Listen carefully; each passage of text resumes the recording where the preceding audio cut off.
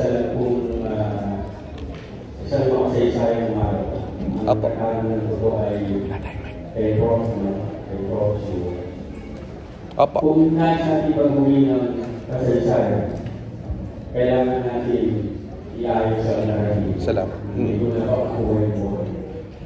Subalit, may malaki kami kung ganyan, Prof. Hindi lang ako ng payo kung paano gagawin sa pagtuturo ng kasaysayan. Sapagkat sa kasalukuyan, nating pagtalakay ng kasaysayan ay talamak ang revisionism. Sa kasaysayan, pag-iis ng mga ilang sa pangyayari. Nandiyan naman ito, makapagpalabas naman ng mga pelikula na magbabago ng naratibo sa pananaw ng kasalukuyang administratibo. At sa pagbabago ng naratibo, makaka-apekto ito sa mga pangyayaring nangyari katulad ng usapin ng martial law, usapin ng pangpaglaban ng ating mga ginawa ng mga kabataan ng araw, maging ng kababaihan. Ang namin kong tanong, paano kaya natin may ayos samantalang habang gusto natin ibigay ang naratibong tama na may tamang datos, ay nagbibigay ng isang naratibo ang isang perspektiba na nagmamali at hindi mapagbigay ng tamang mga datos. At yun ang nakapangibabaw kaysa doon sa ating naratibo na talaga ng tunay, may batayang datos at may primaryang datos. Salamat po. Bibilisan ko lang kasi mahabang usapin yan, pero ganito, kung alam ko lang po yung sagot at alam ni Kirby at alam ni Madam Janet, ginawa na po namin. Hindi, totoo. Kasi, yung tanong na isipin nyo, nabago na yung naratibo sa maraming Pilipino. Pero hindi ako naniniwalang lahat yan. No? May mga Pilipino na naniniwala sa naratibo nila. Na paano ba tayo napunta sa ganito? No? Well, ginagamit yung politika sa kasaysayan. Lahat naman yung magamit ng politika talaga eh. Yun nga yung talk ko kanina, di ba? Okay. Anong babangka dyan, kapatid? Metodo. Okay. Si Xiao Chua, dilawan. Okay? Pero, ang iniiwasan natin dito, kasi sinasabi lang, dapat objective ka. Alam niyo, walang objectivity na total. Lahat tayo ay may pinagmumulan. Ang tawag ni Salazar dyan, pook. Ngayon, maging honest ka lang sa kapookan mo. Pero, ang babangka sa'yo, metodo. Kasi, pagka naaayon pa rin sa metodo ang sinasabi mo, kahit may sinasabi yung kabila, kung tama naman, tatanggapin mo. Di ba? Ang nangyayari kasi sa atin ngayon, dahil political tayong tumingin, kung galing sa kanila, ayaw na natin tanggapin ang naratibo. Paano kung may tama silang sinasabi? So, ang nangyayari kasi yung tunggalian na yan, dahil hindi natin kinikilala ang isa't isang naratibo. Pero paano natin, may sinasabi silang mali. Ang babangka dyan ay metodo. So, ano yung ebidensya? Yan pa rin yung... So, ang ipapakilala natin sa mga bata bilang pagtatapos ay turuan natin sila na ang kasaysayan ay hindi basta-basta kwento. Meron itong metodo. Magtanong, mag-imbestiga at magkumpara. Ganun lang. That's the only way we can do it. No? Kasi pag pinaigting natin yung culture wars, yung kapag lagi tayong, anong tawag doon? Beast mode. Feeling ko wala tayong makakating na pagkakaisa. At baka matulad tayo sa Israel at Palestine. Baka magbarilan na tayo pagdating ng panahon. So iwasan natin yun. Salamat po.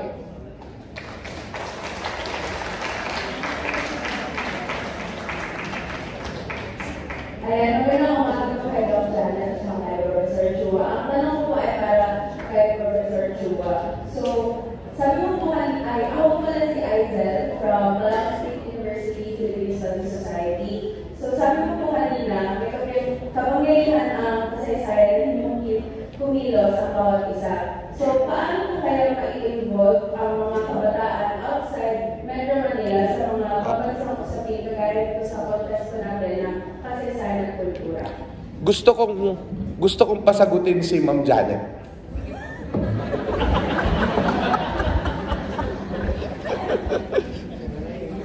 Parang nagulat ako. Okay. Actually, maganda yung tanong. Sabi ko kay Shopper kanina. It's a good question, no? Kasi yung isa din sa mga problema natin sa historiografia, yung pag nagsusulat, nag-aaral ng kasaysayan. Luzon-centric, Manila-centric, city-centric, ganun yung ano, no? So, lagi mayroong kahinaan yung narrative siguro. So, actually, mahirap din siyang sagutin sa ngayon kasi I want to believe that we're still in the process, no? Sa pag-achieve ng ganung naratibo na mas magiging inklusibo nga, no? Kasi unang-una, usapin ito na number one sources. Ni Sir Xiao kanina. Kaya din na si-set na yung limitasyon ng study natin minsan ay dahil yun lang yung merong available na sources. Kahit na gusto natin magsulat sa isang particular na paksa, kung hindi sapat, okay, hindi makakabuo ng naratibo, doon nagkakaroon ng problema. Pero, unti-unti nabibigyan naman ng ano yun eh. Kumbaga parang siyang puzzle na unti-unti nabubuo. So, sa ngayon, may maraming mga pag-aaral na rin, dumarami na rin, okay?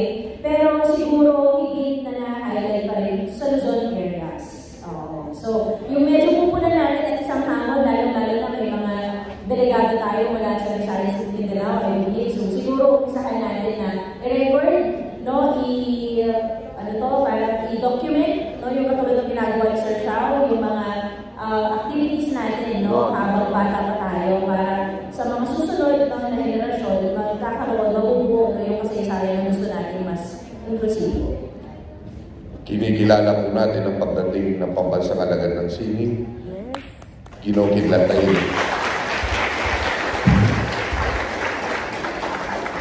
Siguro, dagdag ko lang dun sa...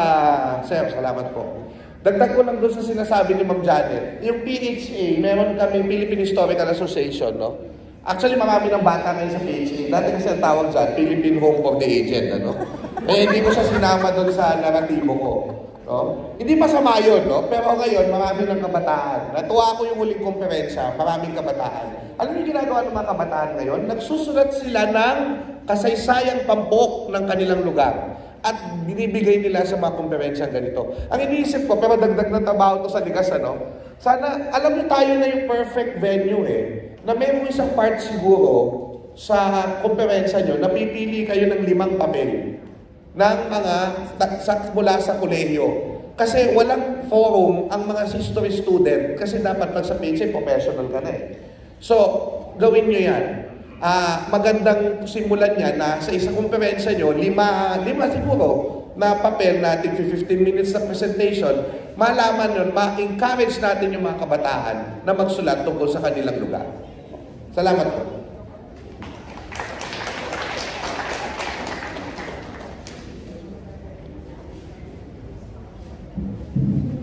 Magandang umaga po sa inyong dalawa. Una ko pong katanungan ay para kay Ma'am Janet po.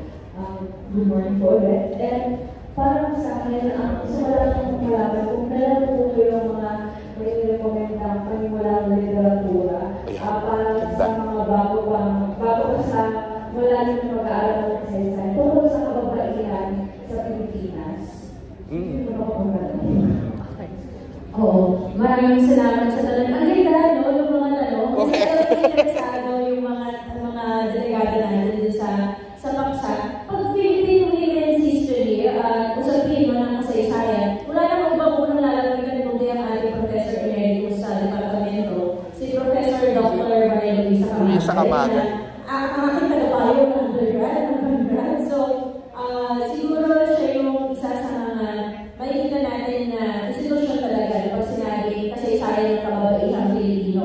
Ngayon, merong mas bata sa kanya, si Dr. Dorothy Jose, yes, na kinikilala, no? Na isa sa mga eksperto din, no? Sa kababaihan. In fact, yung kanyang dissertation ay tinignan niya yung imahe ng mga babae sa fotografiya ng panahon ng mga Amerikano. So, sino yung unang dalawa na naisip natin kapag kasaysayan ng kababaihang Pilipino, no? Kapag feminismo naman, kung sabihin ng may feminist lens, si Aurora Cabal de Dios. One would be particularly under the martial law period. Okay? Tapos si Binalansona, merong work sa Bukbalakang. Kumbaga bawat period, meron na talagang kukonsultahin na feminist historian. Correct.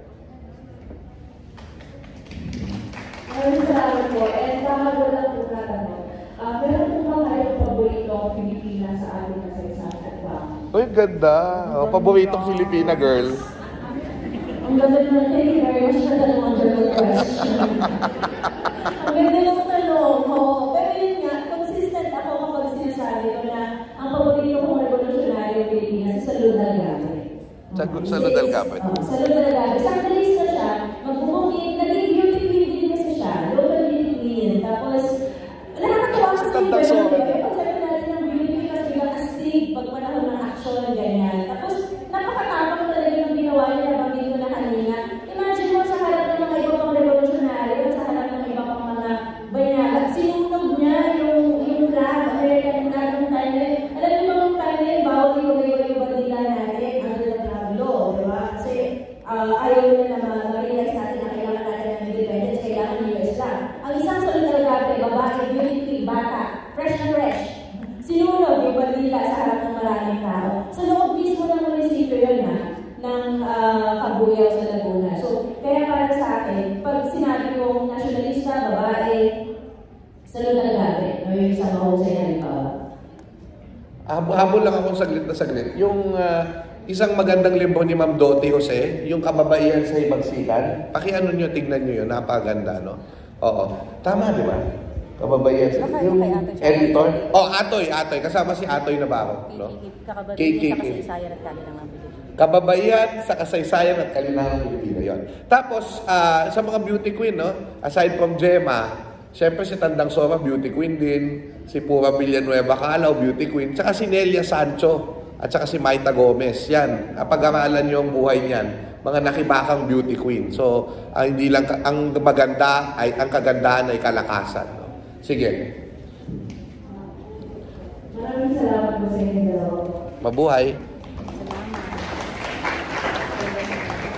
Grabe, no? Walang tapon.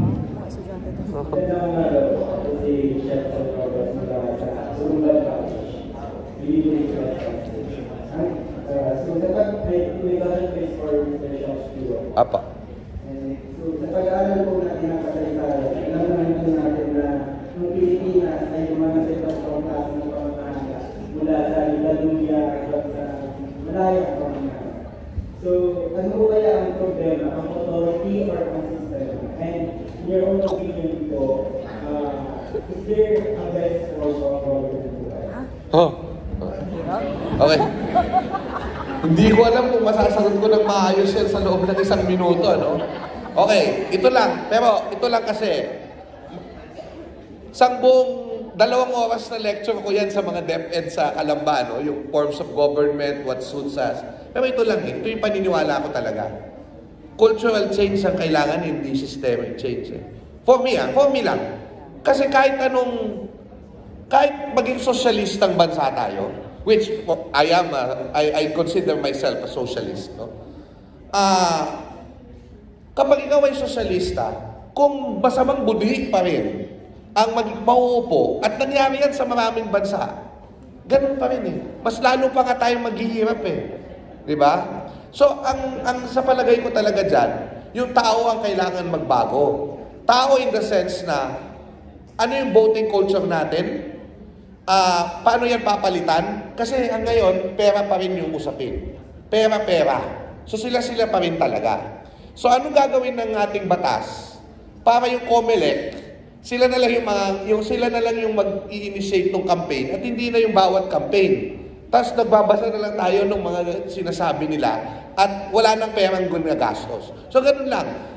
Kailangan may mabago sa the way we elect our leaders. At doon mo makikita. Kasi pag tinignan mo naman ng Pilipino, pag may mga bagong dugo, lumalabas yung magagaling na Pilipino sa pamumuno. So wag tayong mawala ng pag-asa doon. Now of course, kung ano man yung gusto ng bayan, pagdating ng panahon, kung kikilos siya sa mas mataas na antas ng pakikibaka, I will leave that to the bayan.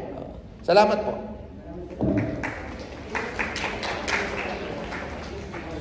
simpleng sagot para ano? Komplikado tanong. Ang hirap.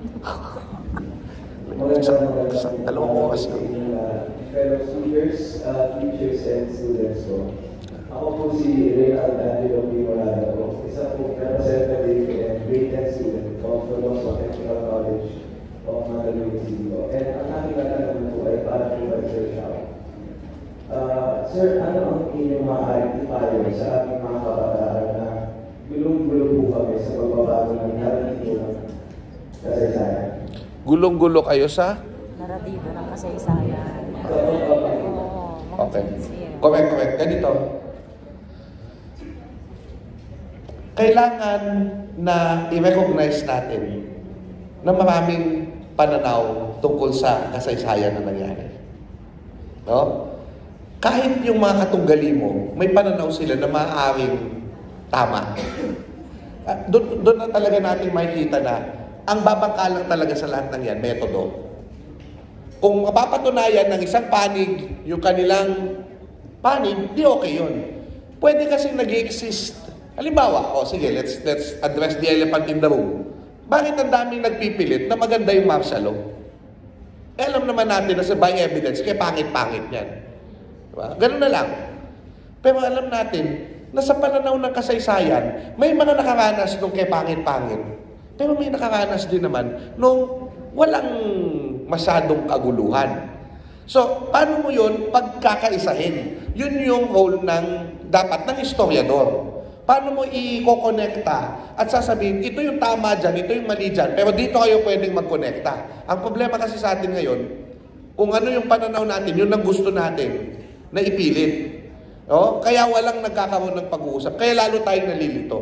No? So, ganito lang yan. Huwag kang malilito kung iba-ibang pananaw sa kasaysayan. Pero kailangan mo laging tingnan para hindi ka malito saan nanggaling yung kwento niya. Ano ang source niya? Primary, secondary, credible bang source? We will all go back to that. Huwag kayong malilito kasi hindi naman to bago. Yung mga ninuno natin, naranasan din yung mga iba-ibang perspektiba. Pero nandito pa rin naman tayo, di ba? So, ano lang, kailangan lang natin ng mga katulad nyo na mga kabataan na interesado at titindig para doon sa may metodong pagkukwento ng kasaysayan. Anong man ang pananaw politikal, anong man ang pananaw ninyo sa bawat issue ng lipunan natin. Okay? Thank you.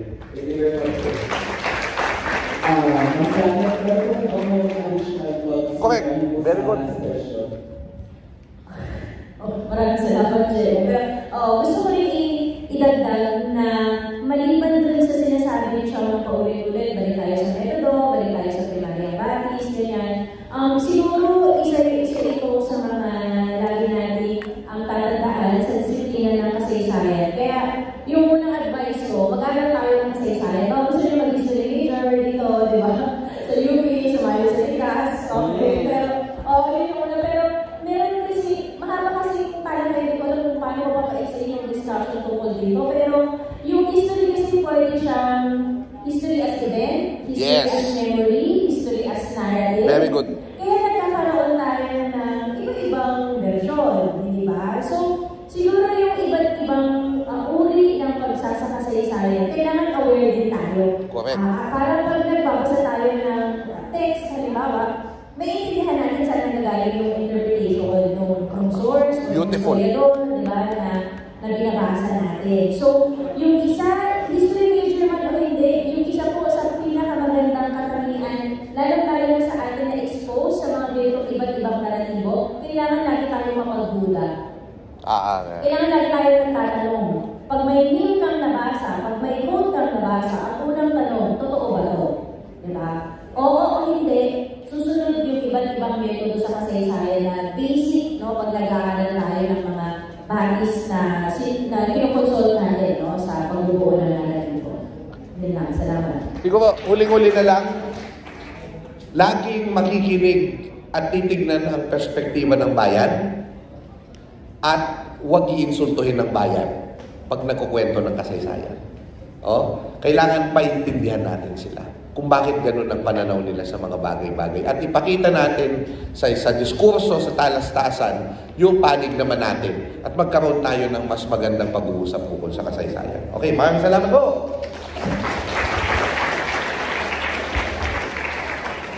Ayun, no? Kinabahan ako.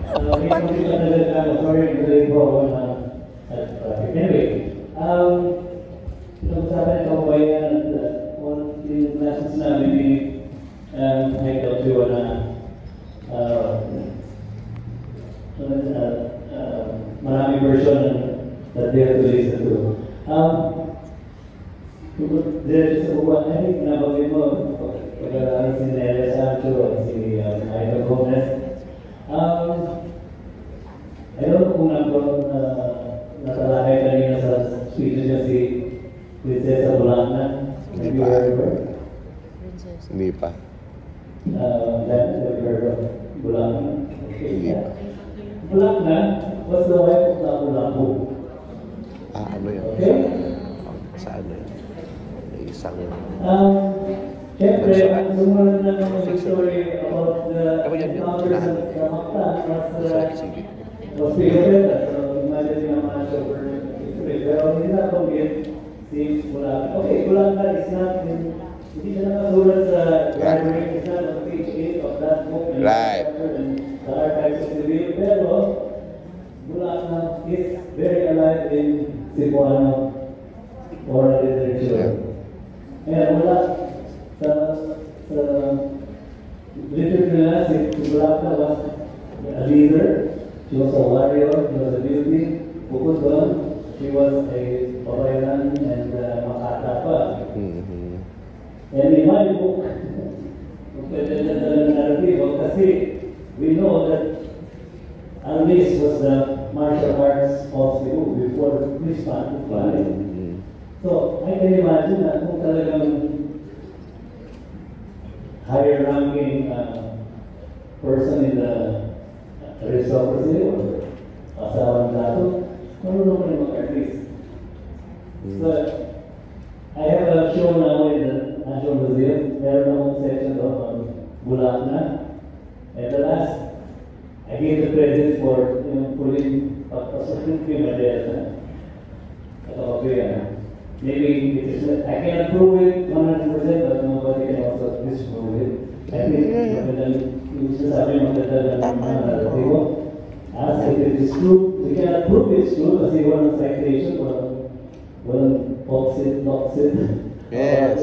Pero, we know that they exist to our literature. I think that's a big debate sa mga historians kung i-honor yung ibang or literature that comes. So, siguro nagbabago na ngayon. Kasi kung hindi ako mga toxin, mabibig tayo ng historians. Yun ako about the Bulacna. I hope you all bring about Google, I think meron ako kung ngayon Bulacna beauty ko ano sa Cebu, pero that's another story.